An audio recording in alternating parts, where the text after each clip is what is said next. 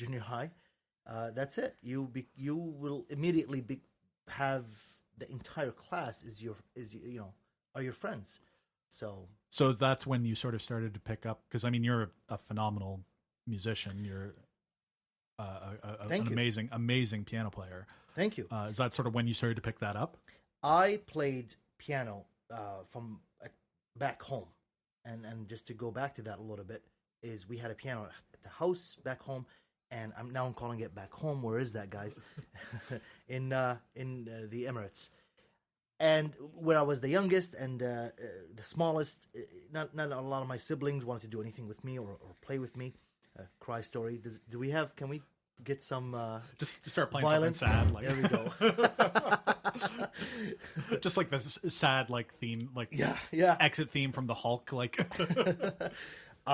So I kind of started focusing on that, and that's how I kind of picked up the music. And I started, of course, when you're not taking music lessons, you develop that playing by ear early. So when in junior high here, I kind of expanded and started to really focus on it. Of course, my mentality was not as developed. Of course, I'm not an adult. Yeah. But I started... I'd argue you're not an adult now. I wish I can get some of that age back. But that's really when you started to focus on music and like more look at the theory of it. Like that's on a personal level, yes. And I started taking things into my own hands and not wait for my parents to kind of encourage me and say, "Hey, you're good at this. You should." I started to kind of like it on my own and. So it was like a personal like love of music, basically. Yes, absolutely. Yes. Cool. So like what kind of teenager were you? Like where in the like classical John Hughes Breakfast Club did you exist? Do you want the short answer or the long answer? Both. Okay, the short answer, typical teenager. I was your typical teenager. I was rowdy and I was polite at the same time. But it depends where. Right. And who's talking to me, right? So I was a very typical teenager. I don't think there was anything special going on there, except that at a young age you make mistakes and you recognize them later in life, and hopefully it's not too late when you recognize them, and you fix things. So as a teenager, yes, I made mistakes, and we don't have to get into that. Do we? you make mistakes, and it's I don't know what people call them these days. Is it showing off or is it whatever? People do that. But I was a very active teenager. That I had a circle of friends and I had my music going on and stuff. So it was very active. Right. So, so you're the baby of how many? How many kids? I have 4 siblings. I'm the 5th. Okay, and like brothers and sisters. 2 and 2. 2 and 2. Okay. Yes. How's it go? Like, it's sister. It's actually we started as sister, or female, I guess. I don't know. My sister is the eldest, and then my brother, and then a sister, then my brother Sam, and then me. And I know you're super close at the very least with Sam. Well, we're 1 year apart, me and Sam, so we are the closest. So did you guys like look out for each other a lot when you were kids? Oh yes, I have tons of pictures that is just me and him. So more so than anybody else. Not that we weren't close. I wasn't close with the rest of them, but yeah. Me, but I mean, me and Sam. It is an age difference thing. Like I mean, like my older sister is like 14 years older than me. Yeah. So yeah. like I get it. Makes sense. So you're doing the typical high school teenager thing. You're a little band geek. Yes. Yes, he's agreeing with that. I am. I have to. We've got that on record. I was not in bands in high school. I wish I got into that. I'll be honest with you. I think I missed out on a lot of things because once I got to high school, again, your mentality changes. You have different things going on in your body. Girls. Exactly. You start to think about all that stuff and your friends and your circles. And I was more active towards sports, basketball, namely. So I kind of left music for a couple of years. Can't believe I did that. So you played basketball. I didn't know that about you. Like, yeah, I did. I did. What position? Not that I know them, but I don't think I could tell you because I was all over the court. I was just all over the place. I was not as organized as the rest of the team. I was even on the B team, if that even matters. It's the team that doesn't matter. What school did you go to? Halifax West. Okay, the old one. Yeah, I miss it. Yeah. So you graduated high school. What did you do afterwards? I went to the States. Okay. What did you do there? everything.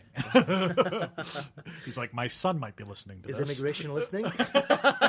I worked. I actually worked. I did a little bit of work, but it wasn't like working to get money and get rich. It's actually, I think that was the start of.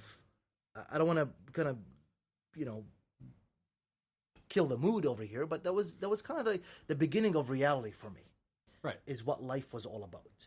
That I had. This is when I really started to pay my own bills and feel the sting of waiting for that paycheck to make ends meet. That's really when it all started. I was 17 and a half years old, but that's when I'm glad it happened at that young age because... Well, shit, it happened, like, that's a full 5 years before me. Like, before it happened for me, 6 maybe. Like, honestly, like, I don't think that... I don't count myself as an adult until, like, I had... Because, like, I moved home... like, I went to school for a couple of years. Sure. And then I moved home after basically failing out. Like, I basically failed out. I went through a lot of, like... it was, like, the first, like, section of, like, really dealing with mental health. Yes. Mental health issues. Which, like, it's something that I struggle with. And it is what it is. But, like...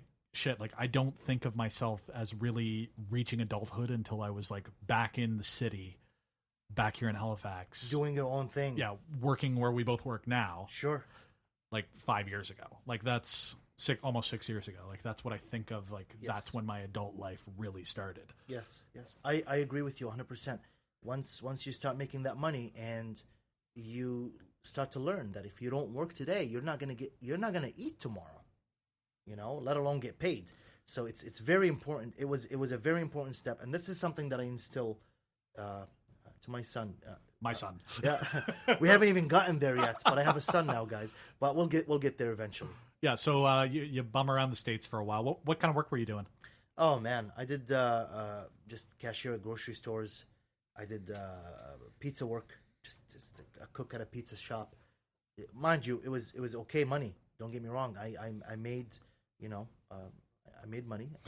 Well, I mean, at that age, like, really, what do you need to do other than like smoke and drink?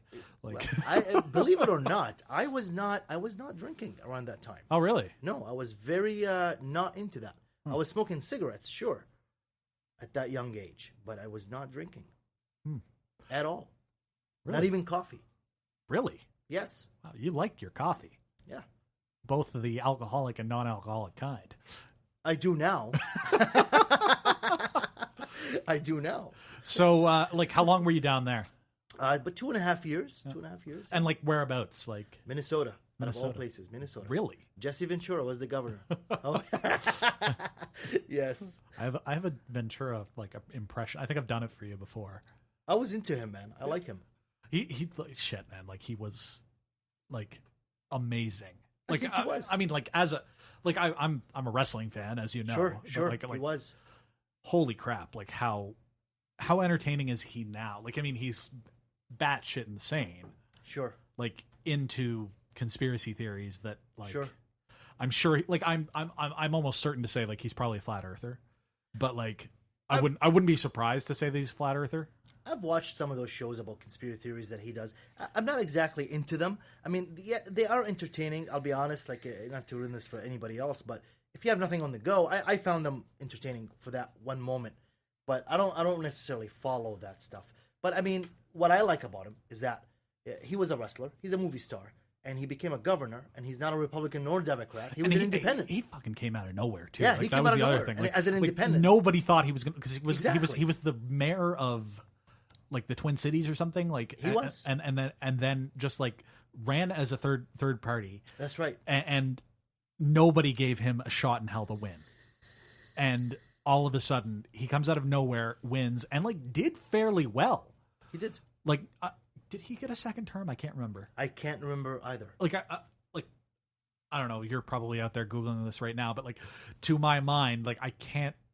I feel like the second time that he ran, he tried to run under like I think it's like the libertarian. Like, he ran under the libertarian banner and like lost because like Ross Perot was super unpopular at the time. Yeah.